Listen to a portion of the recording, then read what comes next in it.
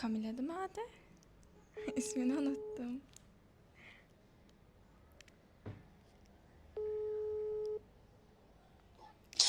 Alo. Alo, Merhaba, nasılsınız? iyiyim sağ olun. Siz nasılsınız? İyiyiz, teşekkürler. Ne olur güzel haber verin. Güzel haberle geldim size. Teşekkürler. Rica ederim.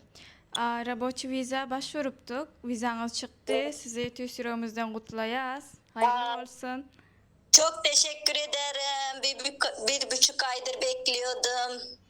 Azim danışmana da çok teşekkür. Hayretten Murat Bey size de çok teşekkür. Emeğinize sağlık.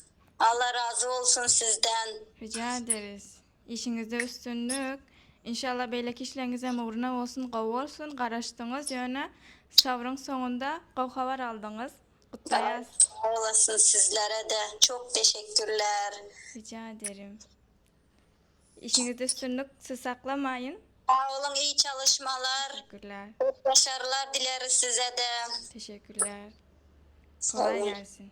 Sağ olun, sağ olun. Geleceğimiz en bir gezekte çıktı vizamız.